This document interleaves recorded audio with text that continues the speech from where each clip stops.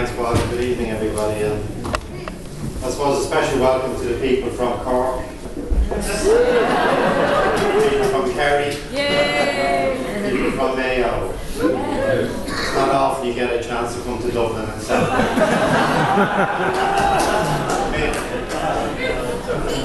Mick has managed that this evening. The first thing I want to say about Mick is there's four. I've heard him this evening called by four different names: Mick, Michael, Michal, and Mike.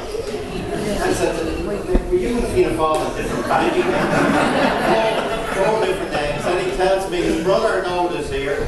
Tells me he was born in Cork and Mick was born in Kerry. They're not twins, I think. So there's divided loyalties all around. I'm talking about 14 billion years. There's a great story about the wily Kerry farmer who's at his gate and this big American limousine pulls up and stops, drives beyond the gate and spots something in the field and gets the chauffeur to reverse back and yank gets out and he says to the farmer, hey buddy, do you know that stone circle in your field, that's at least 4,000 years old? And Michal, the farmer, says, no, it's 4,012 years old. He said, my God, he said, how did you work that out? He said, I'll tell you, 12 years ago, this stupid yank pulled up in a car and said to me, do you know that stone circle is 4,000 years old? He said, that was 12 years ago. This is a magical book.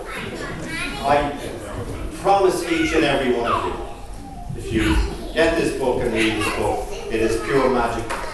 Unfortunately, magic is the wrong word because it is embedded in science. So magic can't fully describe what's going on in this book.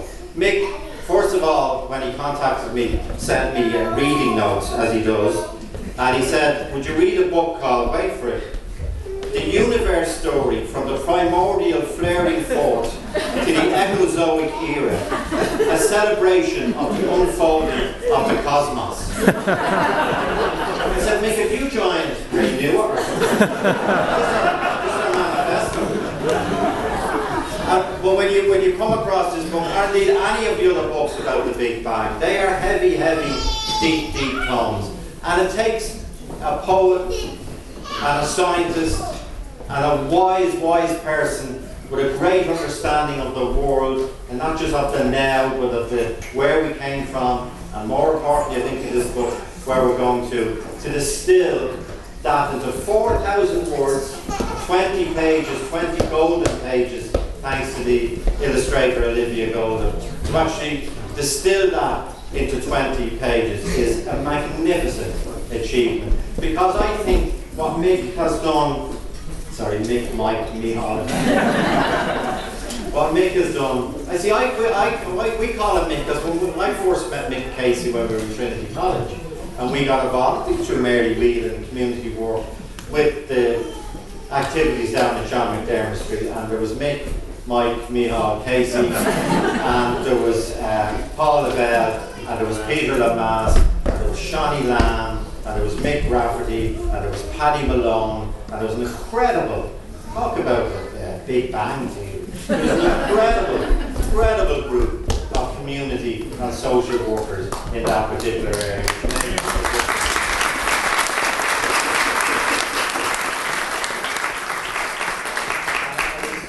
I was showing Mick earlier where a photograph I found of him. I'll tweet it later on because more people have to see it.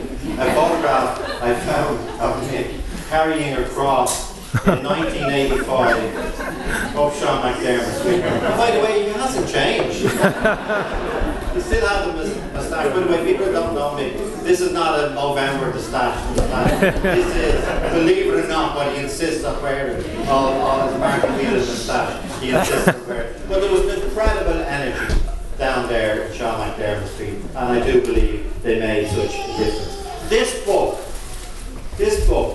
and it is a book, I know it's aimed primarily at the children we saw here this evening, but I guarantee, I say it again, any of you who read it will see, it calls on all of us and reminds all of us that okay, with 14 billion years we are here, and we are evolving, ever changing. It's not about cyclical movements, it's about an epic transformation, almost every day in our lives, through the magic of what we are and what we've become.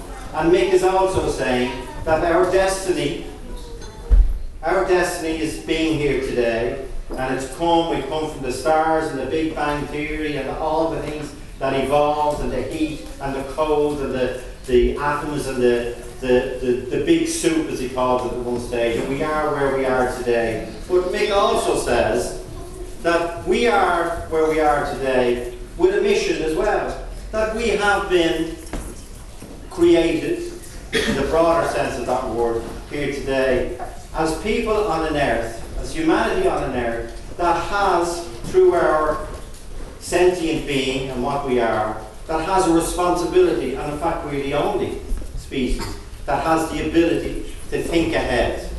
It has the ability to be a protector of our planet. And this is a very, very strong message from the end of the book. We are not separate to the story of the universe. We are a product of it. We are protectors of it. It is our destiny. The universe is telling its own story through us. It evolves. It always hasn't been what it is now. It embeds us in the evolutionary process. To tie up everything that has ever happened, it's not a cyclical set of events, but epic transformations.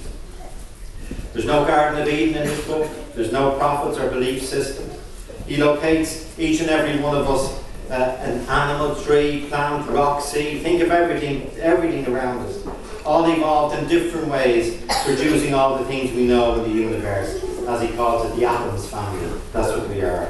We see ourselves, and this is the pity we can't see the stars here this evening, but we can see the chandelier. We see ourselves in the stars, and I'm looking around at all the names of the previous Lord Mayors of Dublin and their crests and their mottos. If the name Casey is here, which I don't know if it is or not, if the name Casey is here, the motto would be Astra ad Astra.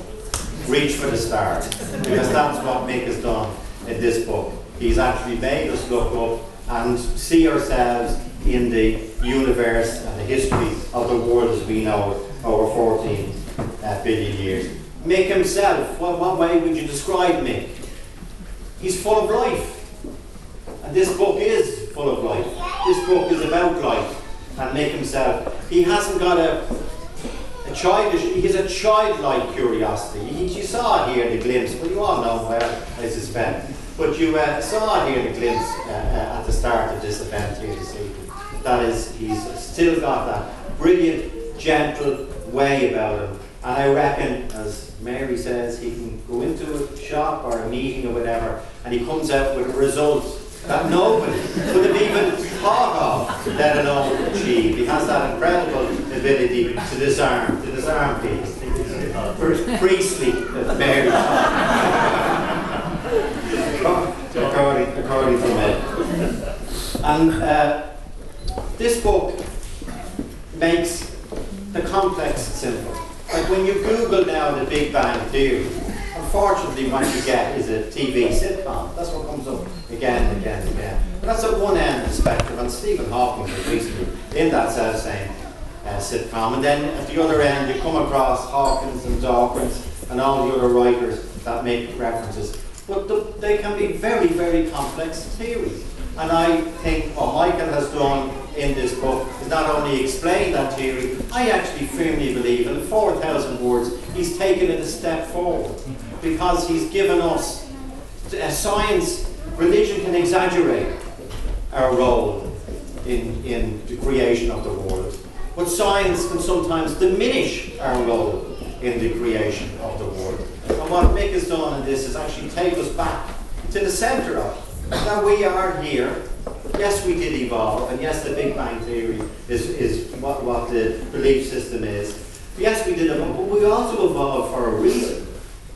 And one of the reasons and one of the burdens on our shoulders again, and Mick references and other stuff he sent me, a paper encyclical on the environment and climate change and the extraordinary worry that is climate change, which is taken seriously, I think, in most other countries, except Ireland. We seem to It seems so bypassed. And I don't know whether it's because we live in such a beautiful country and the greenery and we're not open, we don't sense, thankfully, the pollution and the smog or whatever of other cities. But this is a call to us after 14 billion years. We are not here by accident. We are here, it has evolved into the people we are today, and we are here for a reason. And one of the reasons is that celebration that Nick talks about, but also there is a responsibility as well, and that clear responsibility is to the universe. I understand what Mick is saying. This book should be in every school. He got it into Easton's, which is brilliant because it's so cool. He got it into Easton's. I can just imagine the conversation as the Kerry woman, as he says himself, and he convinced, which is brilliant in itself. So we can all do a little bit. After 14 billion years, we owe Mick Casey something. We all do a little bit. If you see this book in Easton's, right? I don't just want you to ramble in. I want you to seek this book. You actually take it and move it up to a higher shelf. Leave a few on the lower shelf for the children. If you don't see it in Easton's, and even though you have one in your bag and you already have a copy, you go up to the counter and you say in Easton's, I heard about that book I was there by a fella called, is it Mick or Michael? Have you got it in stock? They say no, and you say, well, would you get it in stock? Okay, and if you have a copy, keep this copy safe, because I'm sincerely saying this to you, I really believe, and if any of you, when you read this book over the next 24, 36 hours, if any of you are disappointed, 1857,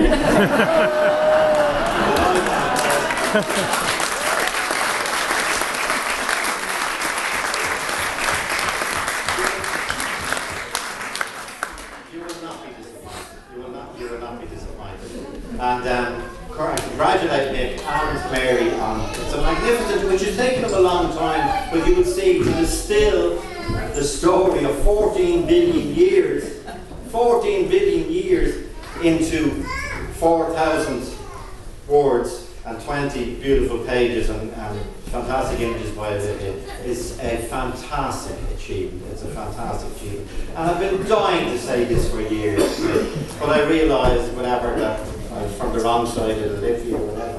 But I've been dying to say it, and now I can say it. This is a fantastic book, and there's one for everyone in the audience.